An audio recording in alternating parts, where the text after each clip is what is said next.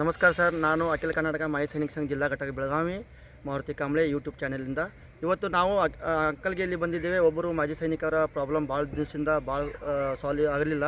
ಅದಕ್ಕಾಗಿ ಅವ್ರಿಗೂ ಈಗ ನಮ್ಮ ಅಖಿಲ ಕರ್ನಾಟಕ ಮಾಜಿ ಸೈನಿಕ ಸಂಘ ಸಾಲ್ವ್ ಮಾಡಿಕೊಟ್ಟಿದೆ. ಅವರ ಮುಖದಿಂದ ಅವರ ಬಾಯಿಂದ ಏನು ಬರ್ತಿದೆ ಅಂತ ಕೇಳೋಣ ಬನ್ನಿ. ಅವ್ರ ಕಡೆ ಸರ್, ನಿಮ್ದು ಏನು ಸಾಲ್ವ್ ಇತ್ತು, ನಿಮ್ಮ ಪ್ರಾಬ್ಲಮ್ ಏನಿತ್ತು ಅದ್ರ ಬಗ್ಗೆ ಒಂದು 2 ಮಾತು ಹೇಳಬೇಕು ನಮಗೆ. ಸರ್, ನಾನು ಮಾಜಿ ಸೈನಿಕ ಮಹಾದೇವ್ ವೀರಪ್ಪ ತಿಳಗಂಜಿ ಸುಲ್ಲಾ ಊರವರು. ನಾವು 2024 ಡಿಸೆಂಬರ್ 31ಕ್ಕೆ ಸೇನಾದಿಂದ ನಿವೃತ್ತಿಯಾಗಿ ನಮ್ಮೂರಿಗೆ ಸುಲ್ಲಾಕ್ಕೆ ಬಂದಿದ್ವಿ. ಅದೇ ದಿನದಿಂದ ನಮ್ಮ ಮನೆಯಲ್ಲಿ ಸಮಸ್ಯೆ ಶುರುವಾದವು. ನಮ್ಮ ಮನೆಯಲ್ಲಿ ನಾನು ಮಗನೇನೋ ಅಲ್ಲೋ ಅನ್ನೋ ಥರ ಮನೆಯಲ್ಲಿ ಬೇವ ಶುರು. ನನಗೆ ಯಾವುದೋ ಪ್ರಾಪರ್ಟಿಯಲ್ಲಿ ಹಕ್ಕಿಲ್ಲ ಅನ್ನೋ ಥರ ನಮ್ಮಲ್ಲಿ ಮಾತಾಡೋಕ್ಕೆ ಶುರು ಮಾಡಿದರು. ಆವಾಗ ನನಗೇನು ಮಾಡ್ಬೇಕಂತ ಗೊತ್ತಾಗ್ತಾಯಿಲ್ಲ. ಮನೆಯಲ್ಲೆಲ್ಲ ಟಾರ್ಚರ್ ಆಯಿತು, ಅದು ಆಯಿತು, ಜಗಳ ಆಯಿತು.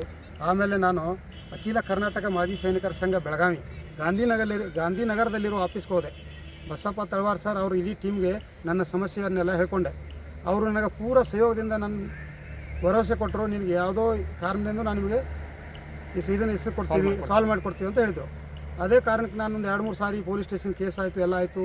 ಮನೆಯವರೆಲ್ಲ ಅಪೋಸಿಟ್ ಆದರೂ ನನಗೆ ನಮ್ಮ ಅಖಿಲ ಕರ್ನಾಟಕ ಮಾಜಿ ಸೈನಿಕರ ಸಂಘದ ಬಸಪ್ಪ ತಳವಾರ್ ಸರ್ ಆ ಥರ ಪೂರ ಟೀಮ್ ಸಹಯೋಗ ಮಾಡಿ ನನಗೇನು ಸಿಗಬೇಕಾಗಿತ್ತು ಅದನ್ನೆಲ್ಲ ಕೊಡಿಸ್ಕೊಟ್ಟಿದ್ದಾರೆ.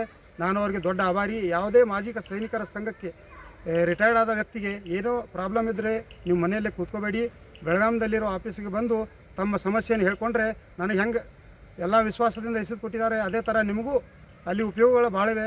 ಅದ್ರ ಜೊತೆ ಕಾಂಟ್ಯಾಕ್ಟ್ದಲ್ಲಿರಿ, ಅವ್ರ ಜೊತೆ ಎಲ್ಲ ಸಂಪರ್ಕದಲ್ಲಿದ್ದರೆ ನಮಗೆ ಒಳ್ಳೆಯದಂತ ನಾನು ಹೇಳ್ಕೊಳಕ್ಕೆ ಬಸ್ತೀನಿ. ಮತ್ತೊಂದು ತಮಗೆಲ್ಲರಿಗೂ ಹೇಳಬೇಕಂದ್ರೆ, ಯಾರು ವೀರನಾರಿಗಳಿದ್ದಾರೆ ಅವರಿಗೂ ಕೂಡ ಬಂದು ನಮ್ಮ ಅಖಿಲ ಕರ್ನಾಟಕ ಮಾಜಿ ಸೈನಿಕ ಸಂಘದಲ್ಲಿ ತಮ್ಮ ಹೆಸರನ್ನು ನೋಂದಾಯಿಸಿ ತಮ್ಮ ಪ್ರಾಬ್ಲಮ್ನ ಸಾಲ್ವ್ ಮಾಡ್ಬೋದು. ಜೈ ಹಿಂದ್, ಜೈ ಕರ್ನಾಟಕ, ನಮಸ್ತೆ.